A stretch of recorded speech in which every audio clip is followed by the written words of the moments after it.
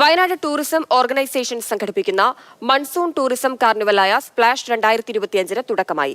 സുൽത്താൻ ബത്തേരി സപ്ത റിസോർട്ടിൽ മന്ത്രി Muhammad Riyas B2B meet ഉദ്ഘാടനം ചെയ്തു. വയനാട്ടിലേക്ക് എത്തുന്ന സഞ്ചാരികളുടെ എണ്ണത്തിൽ വർധനയുണ്ടായതായും മന്ത്രി പറഞ്ഞു.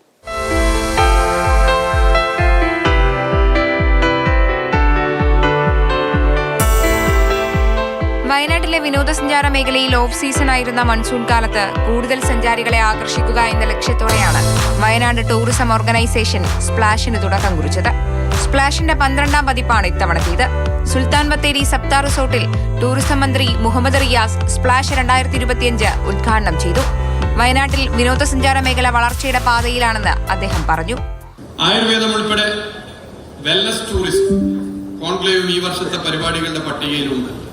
ഇങ്ങനെ ഈ മേഖലയിലേക്ക് കൂടുതൽ സന്ദർശകരെയും സഞ്ചാരികളെയും ആകർഷിക്കുന്നതിനുള്ള പദ്ധതികളാണ് നടപ്പിലാക്കുന്നത്. അത് ഏറ്റവും ശക്തമായി തന്നെ നമുക്ക് തുടരണം. വർഷം മുഴുവൻ ടൂറിസം എന്നതാണ് ഗവൺമെന്റിന്റെ ലക്ഷ്യം. 2 ദിവസത്തെ B2B മീറ്റിൽ രാജ്യത്തിന്റെ വിവിധ ഭാഗങ്ങളിൽ നിന്നായി 500ഓളം പ്രതിനിധികൾ പങ്കെടുക്കുന്നുണ്ട്.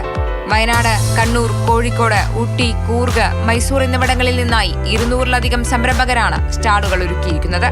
പ്രതിനിധികൾക്ക് വയനാട്ടിലെ പ്രധാന കേന്ദ്രങ്ങൾ സന്ദർശിക്കാനും അവസരമുണ്ട്. മാതൃഭൂമി ന്യൂസ്, വയനാട്.